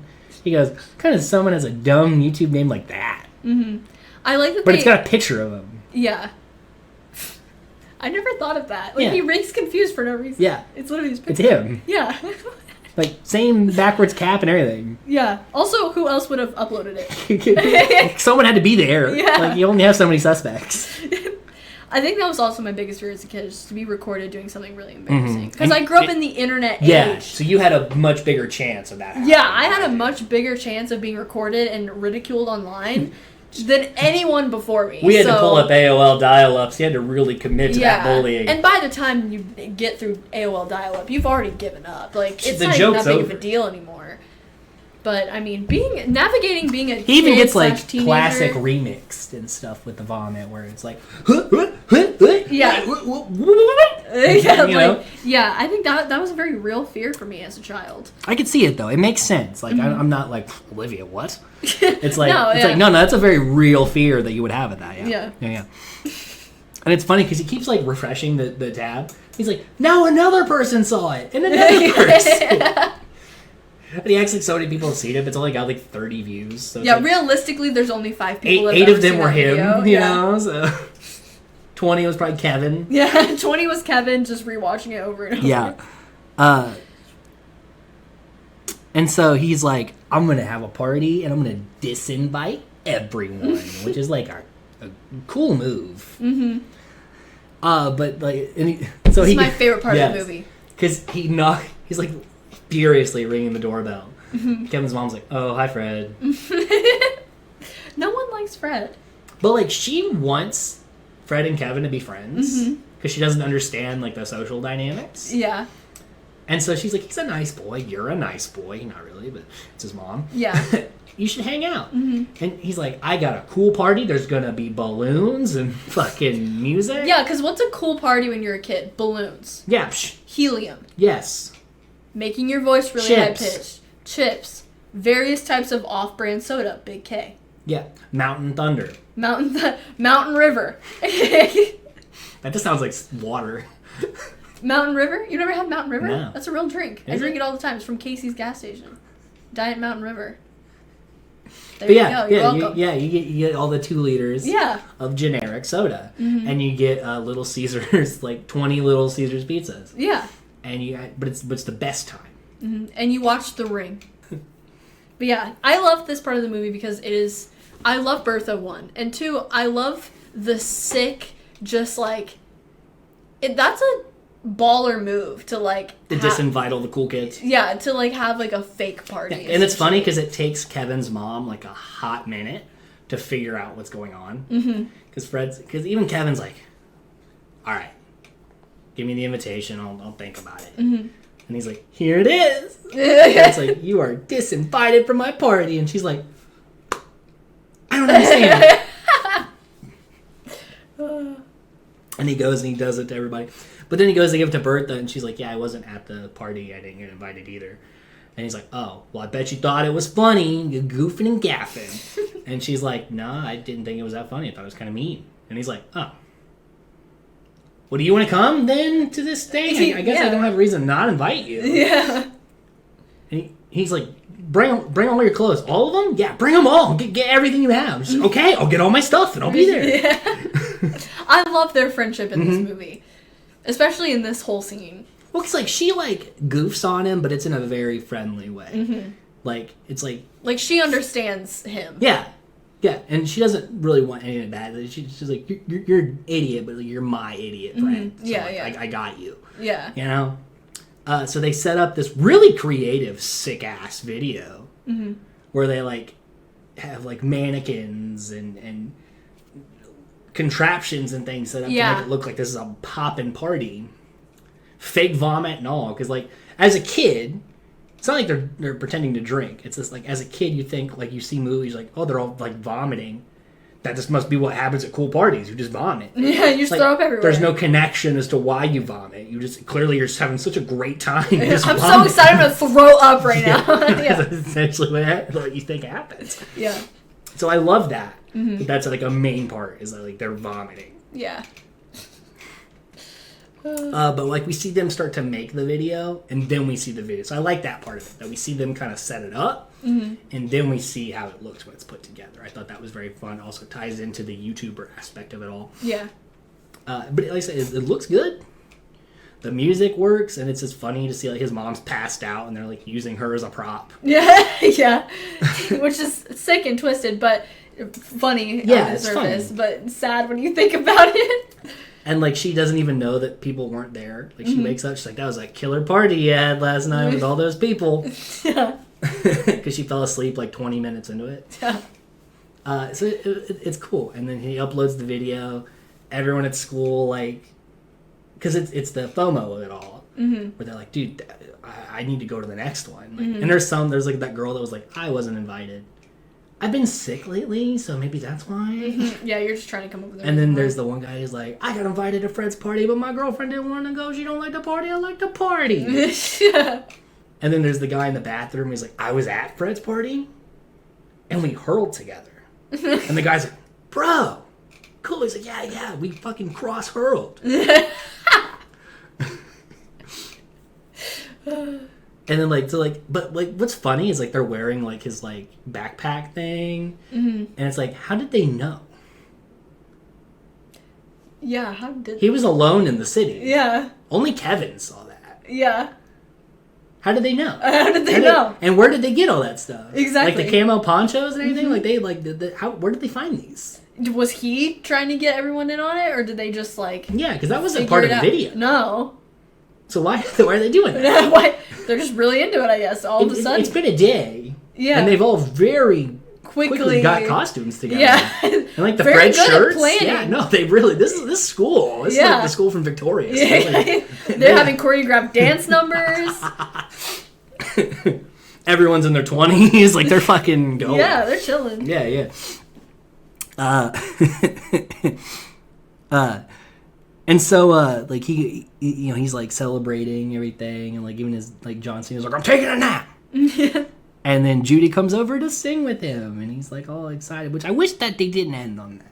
I wish that, like, he got it, and then, like, kind of was like, I'll just hang out with Bertha. I don't need to, like, hang out with Judy. That's my thing. It's like, I love Bertha in this movie. I want more Bertha! Like, maybe it's just because I love Jeanette McCurdy. But although in the second movie she's played by Danielle Monáe, who I also really like. So. Yeah, I like her, like, whatever. But, like, But Jeanette McCurdy is, like, an actual star. Yeah, she's the star of the first movie. And she fits this role better. I think so. I think she does. Because she usually would typically... Danielle Monáe would play a better Judy than she would... That's what I was thinking. Like if I were to Bertha. Cast it, I would keep everyone the same, make Danielle Monáe. I think there might have been scheduling conflicts, because Jeanette McCurdy was still working for Nickelodeon. So I don't know why she wasn't in the second movie. Mm-hmm. Obviously, Pixie Lott was like, I'm never doing this again. Obviously, yeah. She's a star! Yeah, she's a singer. She's not she an actress. But I like Bertha, and I wanted it to end on them having a friendship, and really... Because, I mean, they're both kind of social outcasts when you think about it. Because Bertha's, like, the stereotypical, like, emo, maybe, like, eccentric kind of girl. Too cool for school girl. Yeah, and whereas, he's the outcast on accident instead of on purpose. Mm-hmm. But because of that, since they're both on the same level, they connect. Yeah, which makes sense is why they she's not plan the gonna party judge him and together. he's not gonna judge her. So it's like they should just end up with him, like, Judy comes over, but, like, Bertha's already over. Yeah. And he's like, we're good. Like, we don't need to sing. Yeah. But, like, thanks for coming. Yeah. But obviously that's not, like, obviously this whole movie revolves around Judy. But it would have been just a nice, like, message to the kids. Yeah, like, you don't need to always...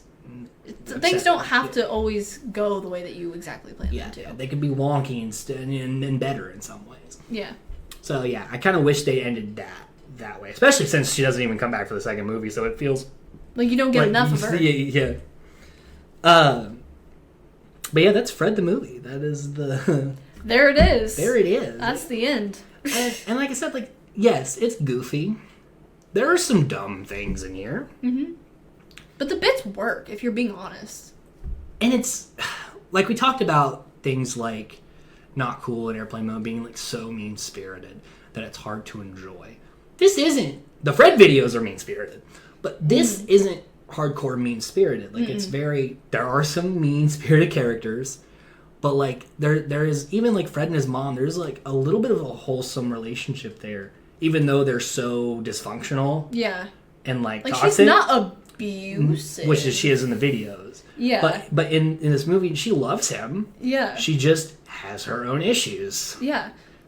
And he loves her, but he has his own mental issues. Yeah. That he hasn't come to terms with. So it's... I like that aspect of it. Mm-hmm. I will say I do like the movie more than I like the videos. 100%. More than because of the aging of made. it. Like I was just a kid, I was like, this is pure comedy. He's squeaking and cussing. He's squeaking and cussing, and that's what I love. Yeah, give me more. That's all for me. But I also didn't have a connection with the videos. That's true. I watched the videos after I watched the movie. movie. Like I said, I rewatched most of the videos for this podcast because I was curious on if they held up, and I got very annoyed really quickly, and it just wasn't for me. But it's not supposed to be for me as a 26-year-old person. Mm-hmm. But this movie still hit with me, and so I think that's interesting. Yeah. And like I said, like I had a lot of fun with it. It's not a complicated movie. It's not a like, you don't need to study this. It is very much what it is on the outside. Mm-hmm.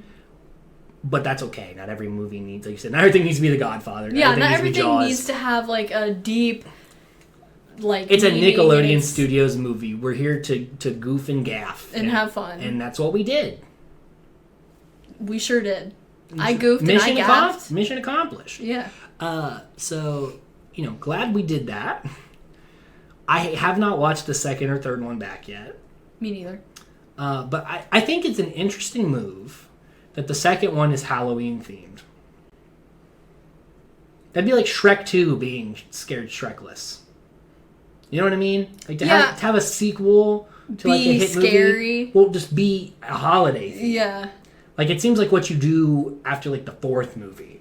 Yeah, that's like the Madagascar Christmas special. They weren't hitting you with Christmas in Madagascar on the second one. Yeah. No, we were going to Africa, baby. All right, we're keeping up with what we're doing. So it was, and then the third one being like a summer camp parody. Mm-hmm. So it's like they did some weird choices with the sequels, but I don't hate it. No, I don't hate it. I think it was weird. In my mind, it should have been, the second one should have been the Camp Fred, and the third one should have been like a the holiday. Halloween one, or any like Christmas or something. Like that just makes more sense chronologically in my head of like if we were to, but it's not supposed to be like it's Fred. Yeah, it's Fred. Not supposed it doesn't to be need to have super intricate. Yeah. But yeah, I always thought that was a weird move, but not a bad one. Mm-hmm. But good on them. I mean, they did their best to make this like the franchise a thing. The franchise, yeah. Because there are 3 movies and a show that lasted like a season. And then they even put Lucas in another show called Marvin right after Fred got canceled, and then that got canceled, and then that was kind of Lucas's end of being an actor in like the mainstream, and then he went back to YouTube. He thrives. Yes, he changed his content up too. No, I love watching his videos. Now he does like more pop culture-y videos. Mm-hmm. I love watching his reactions to Fred. Mm-hmm. Which he did. He did like 10 years later watching the first 2. He hasn't done the third one, I don't think. Everyone forgets about the third one. But it's fine. We really wanted to see him talk about the first movie, really. Yeah. And like, he seems to be a good sport about it all. Because like, he's grateful that he got to work on Nickelodeon. Which is every kid's or like when he started making the Fred videos, him and his cousins were just goofing around with a camera. They never thought it would be what it is. It would become a movie. Yeah, or like a franchise. Yeah. There's 3 of them. Or even get on TV. Mm-hmm. And like millions of people watched it and like grew up with it. And now like it's a meme. Like, everyone from like, I feel like our generations. There's nostalgia for it. Know who he is. Yeah. And it's a part of history of like early YouTube. The internet, yeah. He's kind of like a pioneer of it. Yeah. So like, I know a lot of people love to shit on Fred and what it is, but like, it's really impressive that he got it done. Yeah. And now he's still making content. Now, obviously, he's not pulling in the views that he did, but that's because early YouTube was a different time. Yeah. But even now, with the oversaturation of content, he's still pulling numbers. Yeah, and he thrives on TikTok and all that as well. And he changed to something else. Like, he changed creatively. Yeah, which he successfully did. Which not a lot of people do. Yeah. So it's very nice to see, and he'd be an interesting person to talk to. Mm-hmm, yeah. Because, like, what a wild ride he went on there for a while. He was a kid. That would be like me right now making a movie for Nickelodeon. Which is insane. Right, like, what the fuck am I doing? Which I would picture, I feel like I'd have a mental breakdown. He wasn't even just acting, like, they were pitching things to him. Yeah. Nickelodeon is pitching you a movie where you're going to be the star. You're going to help write it. You're also going to be a producer. A producer, like, yeah. And you're like 18 years old. Like, yeah. What? Yeah. Like, you're in a boardroom. And then to do that 2 more times. Yeah, and then a show, and then be on another show. Yeah. So it's like, they gave him a lot of shots. And so, yeah, like, he makes jokes about, like, oh, I'm not, like, a star or whatever. But, like, he had a run. He is in his own right, though. I mean, he's more a than YouTube... Pixie Lot. Yeah. Listen. I feel bad. I know she's big in the UK. she's big on... Listen, the English people like her. Okay? And she has a music career, but, like...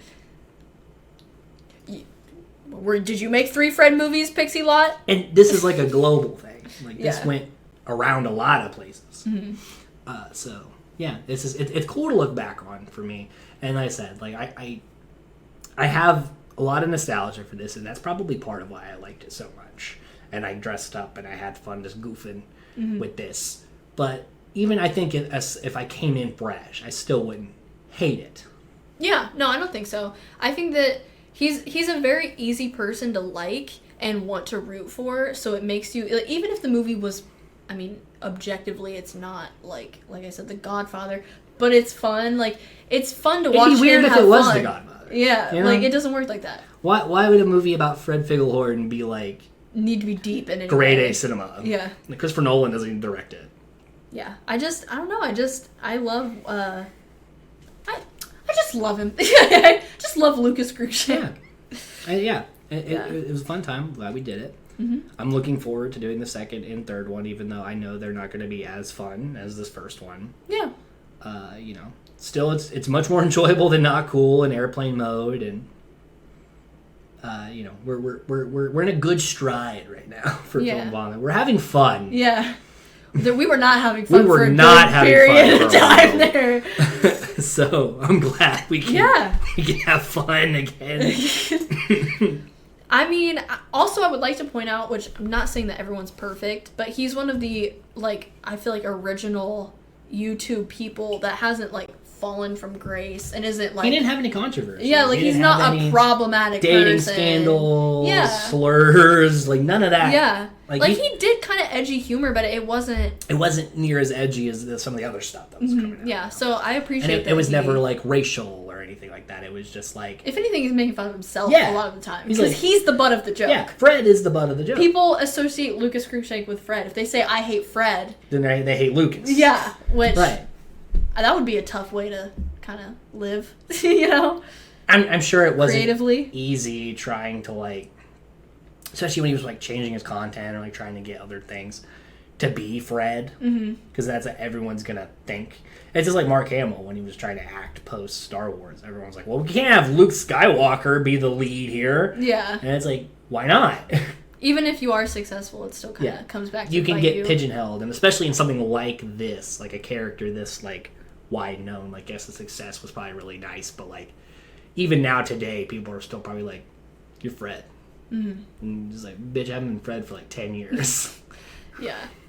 So, I don't know. It'd be a very interesting conversation to have, because I'm just curious on, like, his relationship now with it. Yeah. You know, how he navigates. It's almost like every decade we just need to check in. And like, so how you doing? How are you dealing with that? What's the Fred thoughts like nowadays? Like, like, just do a little reunion. You have kids now. What's that like? Do they like Fred? Yeah. Like it's always going to be a thing to come back to. So, But yeah, join us next time. We'll be talking about Fred 2, Night of the Living Fred, as we head into spooky season. Night of the Living Fred. It was a fun name. They had fun there. Yeah. But the only returning people are Fred's mom, Fred, and then John Cena. Yeah. Everyone else is recast. Yeah. Well, no, Kevin. We had Kevin the whole time. Mm-hmm. And also, did Flo come back? Or is Kevin's mom just not seen? I can't remember, genuinely. I can't remember either. I know in the third one she's not because they're at summer camp. Mm-hmm. But she might be in the second one. She might be. I guess we'll find out. Yeah. Find out how much money it costs to get Flo. Yeah. Probably more than it costs. Probably a lot. I mean, those Progressive commercials probably pay. Yeah. Her and John Cena are probably like... Ah, Flo, John Cena. Same people. Thing. Yeah. Same people. I don't know the difference. Same level of stardom. Be sure to like, subscribe, do all the doodads, the gadgets, the thingamajigs. The doodads and the gadgets. All the things. All the things. So until next time, stay safe, stay nerdy.